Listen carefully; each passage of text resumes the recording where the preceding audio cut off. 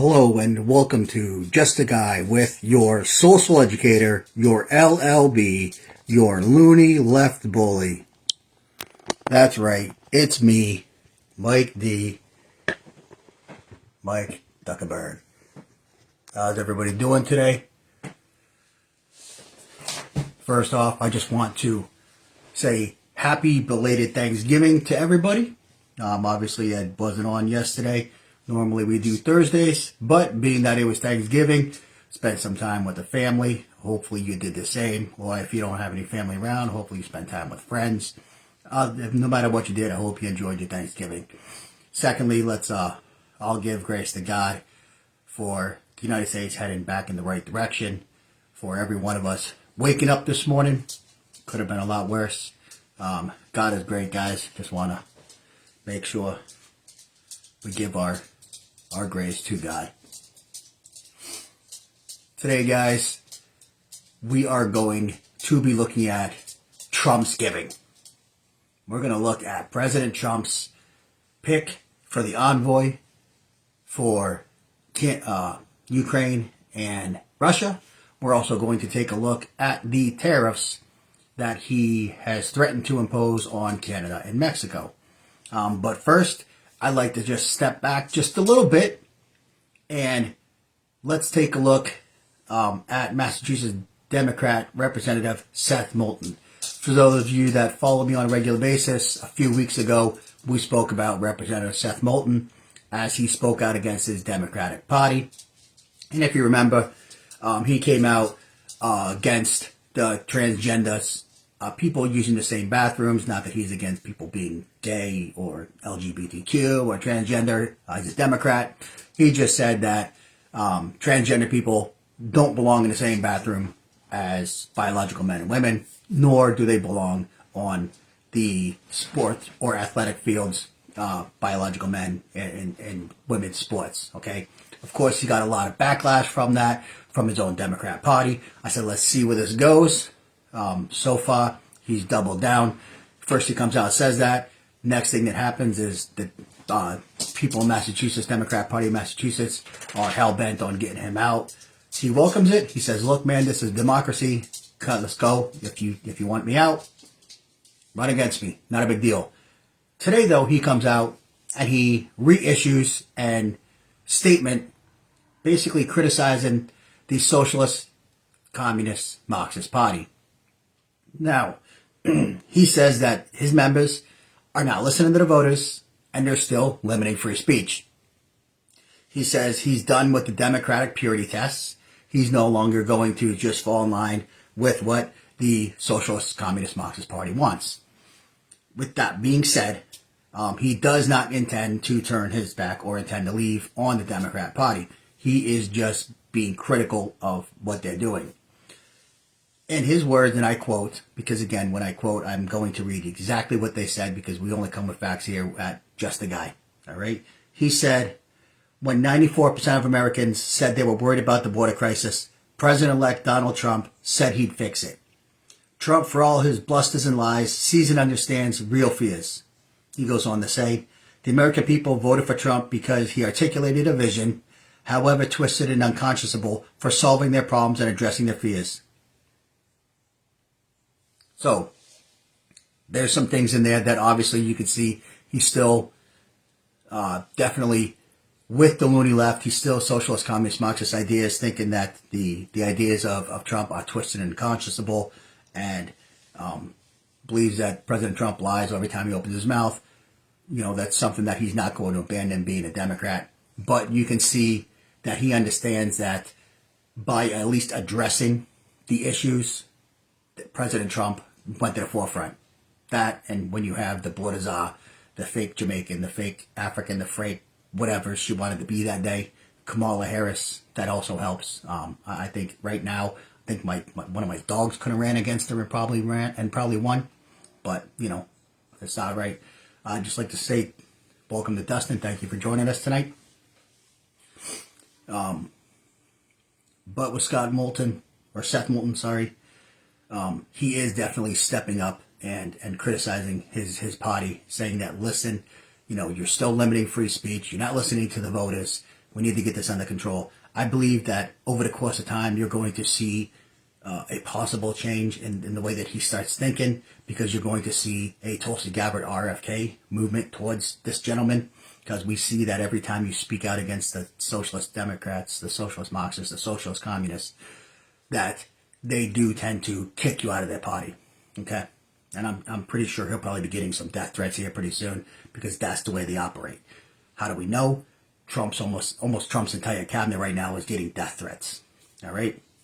Just wanted to give you guys kind of a quick update on Democrats, Representative Seth Moulton. Like I said a couple weeks ago, something I wanted to keep my eye on to see what transpires from this gentleman. Starting to see the light. I'm starting to.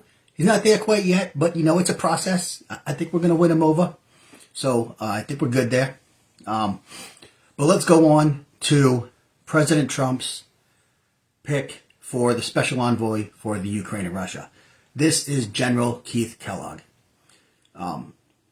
He was named this afternoon as the special envoy to Ukraine and Russia, which obviously is a big deal right now with them guys in the midst of a 1,000-day war plus, right? Now, General Kellogg, he's no stranger to the Trump administration. He's no stranger to wars. He's no stranger to being a leader. He's done a lot of great things in his past. We'll kind of touch up on those here real quick. But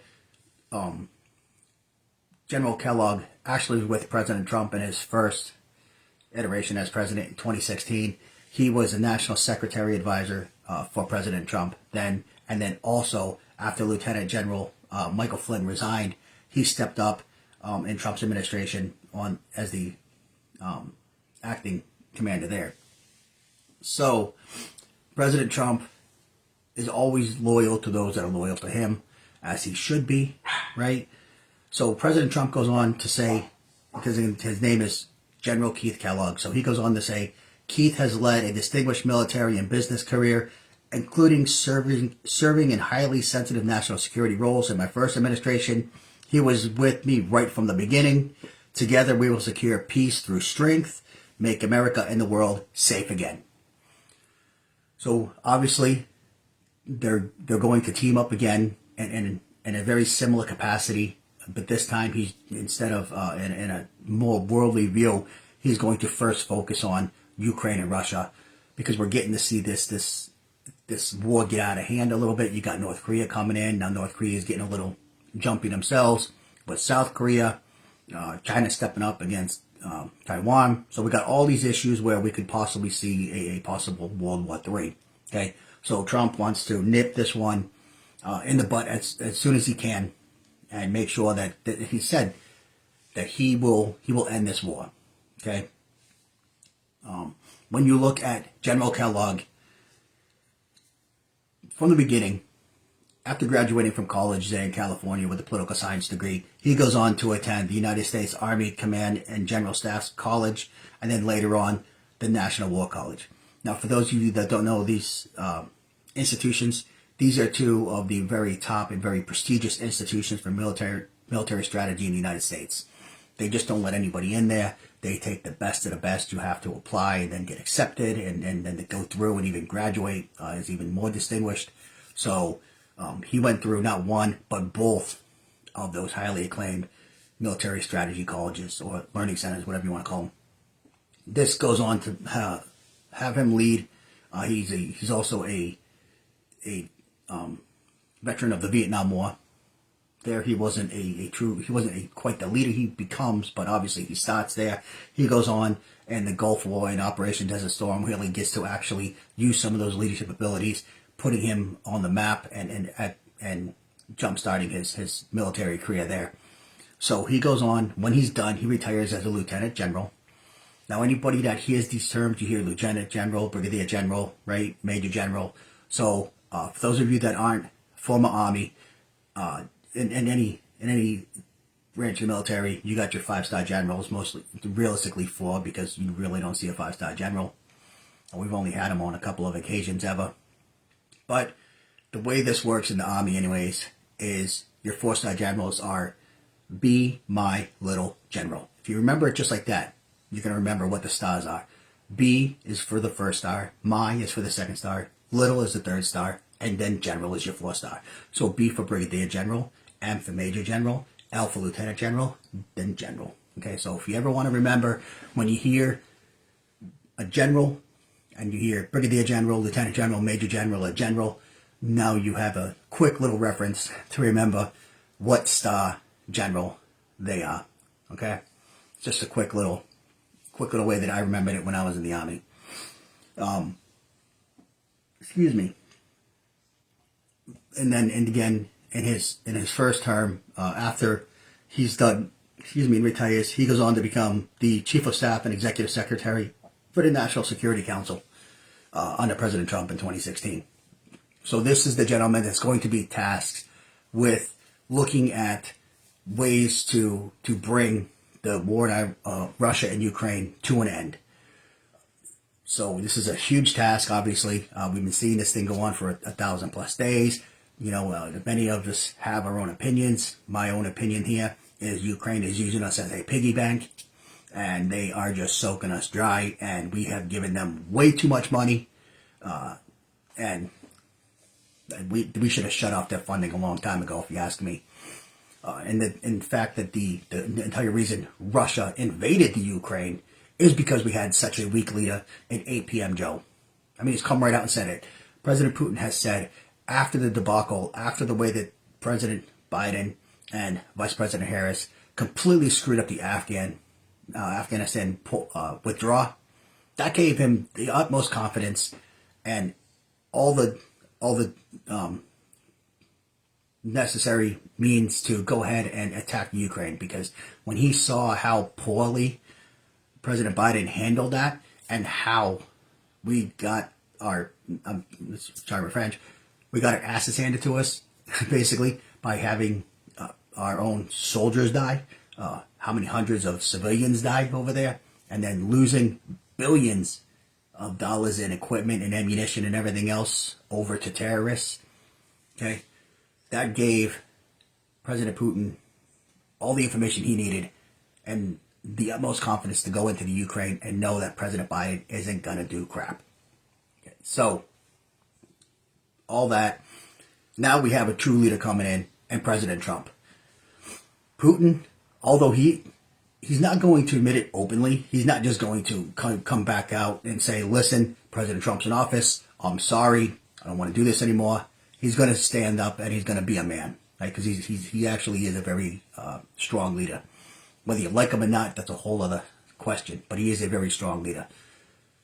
But behind the scenes, you can see that he has a lot of respect and some fear, if not a lot of fear, from President Trump.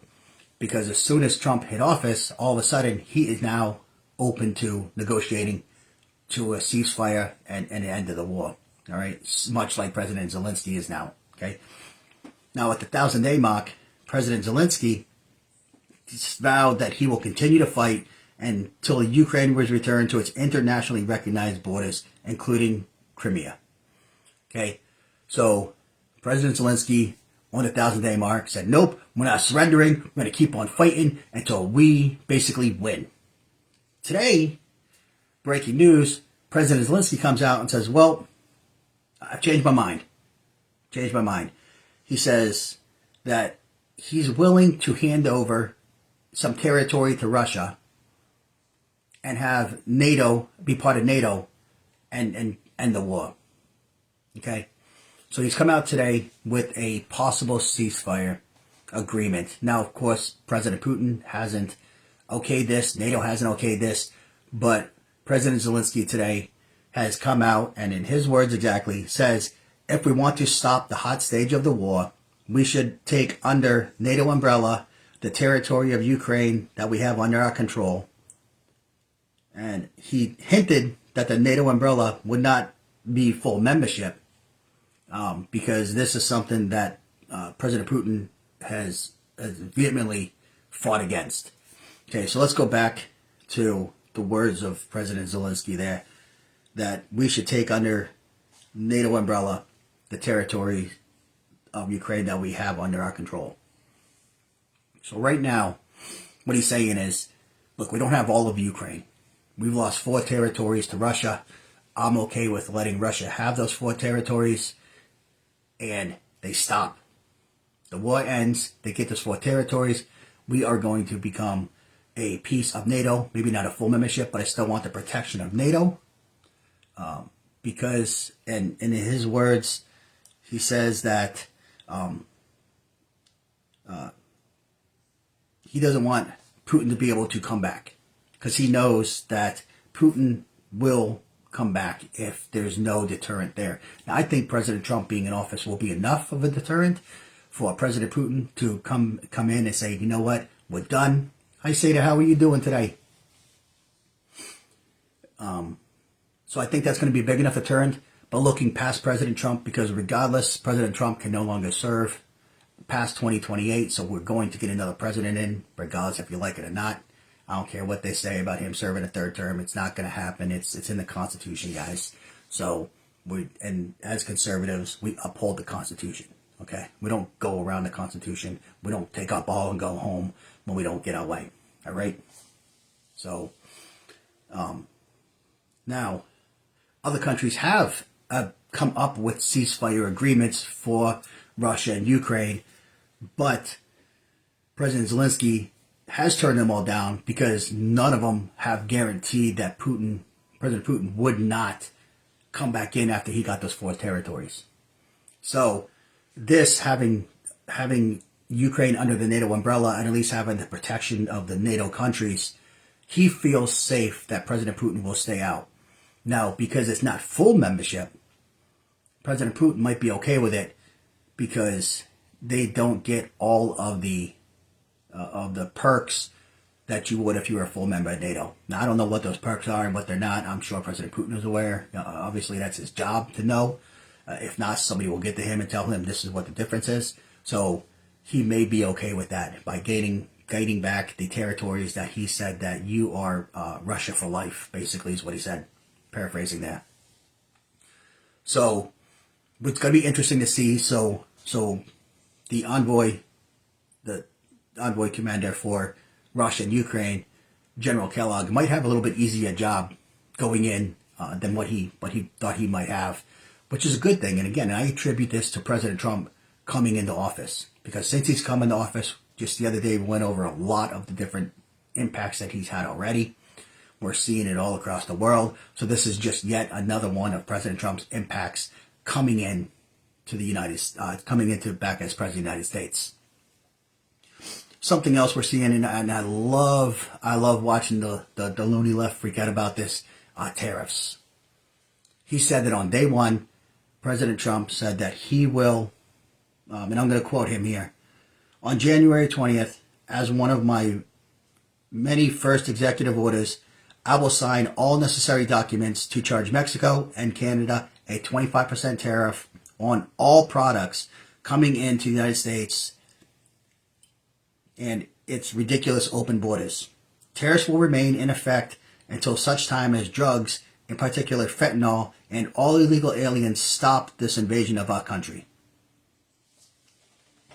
So, the loony left is freaking out. Like, oh, this is going to cause more inflation. This is going to make everything worse. This is blah, blah, blah, blah, blah, blah, blah, blah. Right? So that's what this is, guys. This is another deterrent. Okay? Yes, he has the paperwork ready to go. He does. He's not going to say it and then not do it. But if the president of Mexico and the president of Canada both have plans moving forward to say, here's how we're stopping the illegal drugs, here's how we're stopping the illegal migrants coming through, President Trump won't put those 25% tariffs on. Or he'll only put them on for a certain amount of time until he sees that those plans that they came up with are actually in action and taking effect. So, as President Trump also went on to say, as everyone is aware, thousands of people are pouring into Mexico and Canada, bringing crime and drugs at levels never seen before. Right now, a caravan coming from Mexico, composed of thousands of people, seems to be unstoppable in its quest to come through our currently open borders. So right now, guys, they got another caravan coming up through Mexico because they know, as of right now, the borders are open. Once January 20th comes in, the borders are closed. Tom Homan has made that completely clear. Once he steps into office, it's done. The borders are done. You aren't coming through no matter what. Okay? And he's already got plans for the mass migration or deportation out. So these people are aware that if you're coming to America, you need to do it now. So, and the Mexican president, her name is Claudia Sheinbaum Pardo, and I know I messed that name up. Okay, she basically said that she's not going to stop it. She's not going to put any resources in at stopping this caravan that's coming through. In fact, they usually aid them when they're coming through the cities because they don't want them in Mexico either. So think about that. The Mexican president won't stop the migrant caravan from coming into America. And they usually aid them because they don't want them in Mexico either. So if they don't want them in Mexico, why in the hell do we want them here in America? I apologize. Sorry about that. Got a loud little puppy. But she also, Mexican president, she came out and she is saying that, I'm getting distracted by my dog, sorry. Mexican President Ms. Pardo is saying that they are prepared to reciprocate the tariffs if Trump puts tariffs in place, as well as Canadian Prime Minister Justin Trudeau. He's saying, well, he's kind of saying the same thing. He's kind of walking a little more fine line there. He says, and I quote, "It's important to understand that Donald Trump, when he makes statements like this, that he plans on carrying them out, and there's no question about it.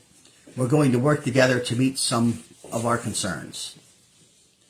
But ultimately, it is through lots of real conversation with President Trump that I am going to have that will keep us moving on the right direction, right track for all Canadians." Okay, so he's saying that if he has to, he'll go ahead and he'll reciprocate with the 25% tariffs as well, but he's more open to keeping the conversation open with President Trump because he knows, and he said it right in the very beginning, Donald Trump, when he makes statements like that, he plans on carrying them out. So he knows that this just isn't talk, this just isn't jargon, this just isn't Trump saying something and not following through with it. He knows that President Trump has these papers ready. So now he's going to do his best to sit down with President Trump between now and January 20th to, again, see what they can do to alleviate this issue. Now, for those of you watching and listening, understand this 25% tariff that President Trump is planning on hitting Mexico and Canada with is to stop illegals from coming into our country. He's not hitting it with them because of any other reason. He's saying, look, we don't want illegal immigrants in our nation. We don't want murderers. We don't want sexual assaultists. We don't want convicts. We don't want any of that. We don't want the drugs like fentanyl pouring through our borders any easier than they're already getting through. We want to be able to combat that. And the Prime Minister of Canada and the President of Mexico are basically telling the United States, don't care if they come in your country. Don't care if they ruin your country. I don't care if we stop the drugs from coming through your country. Don't care about you guys. So for anybody that has an issue with President Trump using a 25% tariff as a deterrent, look at it from their side. Canada and Mexico's leaders don't give two craps about you at all. Because if they did, they would work with President Trump right now to go, you know what? Not only do we not want them in your country, we don't want them in our country. We don't want drugs like fentanyl in our country. So all they're going to do is come up with a plan and start to execute that plan. And President Trump, that 25% tariff that you guys are looking at, Mexico and Canada, you won't see it. Or you won't see it for a very long time. Right? And this is how he handles business since the day he's got in as president. Remember when he said that Mexico was going to build that wall and Mexico was going to pay for that? If you guys remember, they had military stationed at the border of Mexico to help people not cross over And the first time, then President Trump said, listen, I need some help. I need your guys there too to make sure that people don't cross in. They laughed at him. They said, we're not helping you. And President Trump said, that's fine. You don't have to. I'm going to hit you with a 100% tariff or whatever he told him he was going to hit him with. And then he hung the phone up. Within 10 minutes, they're calling him back and going, you know what? How many guys do you need there, President Trump? So this is something that he's done before. This is something that works, guys. No nation wants to see a high tariff coming into another country. And if all it is making a plan to make it safer for everybody, to make it harder to get drugs for everybody, it's a no-brainer. They're going to work with President Trump. And for all of you guys that are scared of all these tariffs, all of you guys that are worried about all this inflation and everything else that's going on, he did this in his first term. He put tariffs on countries. He threatened tariffs with tariffs on other countries if they didn't, quote unquote, work with him to make America better, to make America great again, right? And how was the economy then? How were you guys doing then? Pre-scamdemic, I'm talking about. Once the scamdemic hit, then everything else changed. But going before the scamdemic, how was everything? We didn't see high inflation. We didn't see any of that. And this is the same thing that President Trump did in his first term, except for he didn't tell you that. This time, he's openly telling you what he's doing because he did it before and it worked. So for all you loony left, all you socialist, communist, Marxist freaks out there that are claiming the end of the world. This is the end of America. We're never going to be able to afford anything again. Everybody's going to die. He did it in 2016. And America prospered. America was great again. So all he's doing is he's telling you what he did then before he does it now. That's it, guys. That's it. Simple as that. All right? President Trump, in my opinion, hits another one out of the park here with General Kellogg. Love his pick. Next time, we'll go over his Surgeon General pick because this is the first pick here that I'm actually not happy with. We'll go over why his Surgeon General pick is somebody that maybe he should rethink. Now, again, I'm just a guy. He's not going to listen to me, and I'm not going to agree with everything that President Trump does, right? On all of his picks, this is the first one that I'm really looking at and going, you know what? I would really rethink this one there, President Trump. Okay, but we'll go over that in the next episode. Until then, you can see me on TikTok. I just started a TikTok account at Just a Guy. We're going to do something a little bit different. On TikTok, we're actually going to discuss Dr. Fauci. Should or should he not be placed in jail after he's relieved of his position? Over all the bullcrap and all the millions upon millions of lies that he's killed during the scamdemic. So join me over on TikTok after this. You'll see this episode up on YouTube as well. So follow me on YouTube. Go over there, like, comment, share, and subscribe. For those of you here on Facebook Live, share. We're trying to create a group of social educators. That's what we are. I'm not a social influencer, guys. I don't influence anybody. I present you guys facts. And then I want you guys to take those facts. I want you guys to go out and educate people. Not the loony left. The loony left is gone. Educate the people in the middle. Educate the people just left of center. The people just right of center. Let's keep them there. They're starting to see the light, guys. We need to have more social educators like each and every one of you to go out there, continue to do what you're doing. All I'm doing here, as Mike Zuckerberg, just a guy, giving you those facts so that you can go out and be social educators yourself. What we're trying to do here, guys, we're trying to create an army of social educators to not just make America great again, but keep America great again. Again, I appreciate each and every you guys watching. Thank you for this episode on TRUMPsgiving. I'm going to pray for each and every one of you. Love everybody out there. Until next time, follow me on TikTok. Follow me on YouTube. Share us here on Facebook and on every other social program platform that you guys have. Until we see you next time, you know how it goes. McDuckerberg out.